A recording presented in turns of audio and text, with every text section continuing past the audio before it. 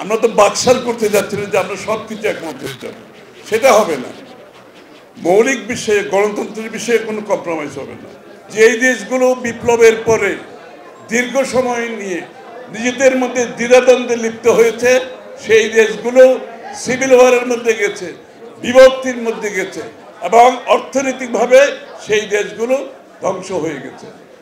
শেখ হাসিনা বাংলাদেশ থেকে পালিয়ে যাওয়ার পরে বাংলাদেশের মানুষের মনোজগতে যে বিশাল পরিবর্তন হয়েছে, যে প্রত্যাশা জেগেছে, যে আকাঙ্ক্ষা জেগেছে, সেটা যদি আমরা ধারণ করতে না পারি, সেই রাজনীতিবিদের কোনো ভবিষ্যৎ নাই, সেই দলেরও কোনো ভবিষ্যৎ নাই। এটা বুঝেন তো আপনারা নিশ্চয়। হ্যাঁ, তাহলে আমাদেরকে সেই পরিবর্তন আনতে হলে আমাদেরকে পরিবর্তন, নিজের মধ্যে তো পরিবর্তন আনতে হবে। বাংলাদেশের মানুষ একটা সহনশীল, রেসপেক্টেবল রাজনীতি চায়।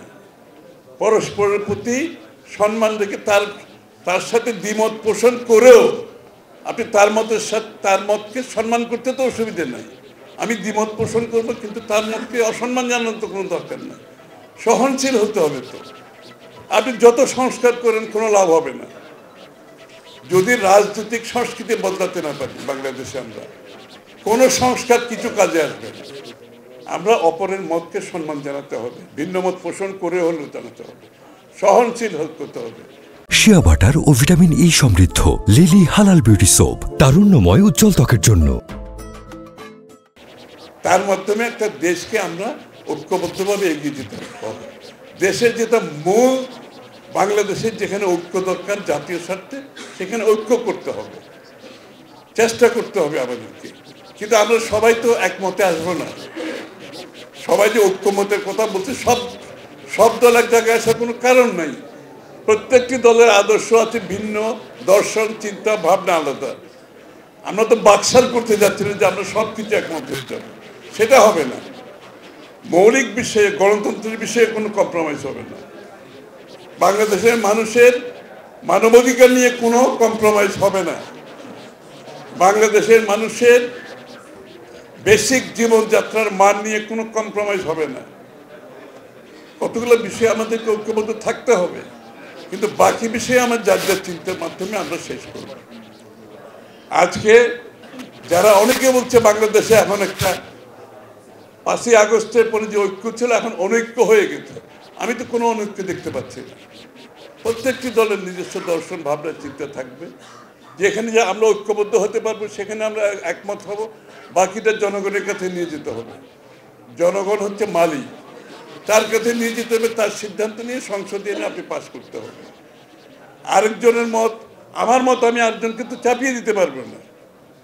যারা অনেকে বলছে যে অনেক কিছু করার দরকার ছিল, দরকার থাকলে ঐক্যমত যেখানে হয়েছে অতটুকু হবে, বাকিটা আপনি জনগণের কাছে নিয়ে যান। এটাই তো গণতন্ত্র। জনগণের মতামত নিয়ে সংসদে এসে সেটা পাস করেন, কোনো অসুবিধা নেই। সুতরাং আরেকটা কথা বলে আমি শেষ করছি, আমরা সবাই এটাকে বাস্তবায়ন করার জন্য সংসদীয় গণতন্ত্র বাংলাদেশে আবার সঠিকভাবে প্রবর্তনের মাধ্যমে যে গণতন্ত্র ফিরিয়ে আনার যে প্রক্রিয়া, সেটা যত তারা দ্রুত সম্ভব আমাদেরকে করতে হবে। একটা কথা আমি বলি, যেই সমস্ত দেশে বিপ্লব উত্তর যে সমস্ত দেশে যারা যত তাড়াতাড়ি গণতান্ত্রিক প্রক্রিয়ায় ফিরে যেতে পেরেছে, সেই দেশগুলো ভালো করছে, সেই দেশগুলো উন্নয়নের দিকে যাচ্ছে। আর যেই দেশগুলো বিপ্লবের পরে দীর্ঘ সময় নিয়ে নিজেদের মধ্যে দ্বিধাদ্বন্দ্বে লিপ্ত হয়েছে, সেই দেশগুলো সিভিল ওয়ারের মধ্যে গেছে, বিভক্তির মধ্যে গেছে, এবং অর্থনৈতিকভাবে সেই দেশগুলো ধ্বংস হয়ে গেছে। সুতরাং বাংলাদেশে আমরা যত তাড়াতাড়ি বিপ্লবোত্তর সময়ে গণতন্ত্রে ফিরে যেতে পারি, তত বেশি আমরা আগামী দিনের নতুন বাংলাদেশ গড়ার যে প্রত্যয়, যে আকাঙ্ক্ষা, সেটা আমরা পূরণ করতে পারবো। বিএনপি তারেক রহমান সাহেবের নেতৃত্বে, দেশনেত্রী বেগম খালেদা জিয়ার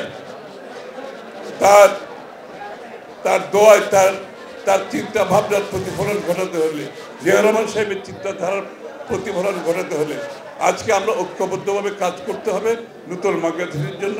সবাইকে ধন্যবাদ।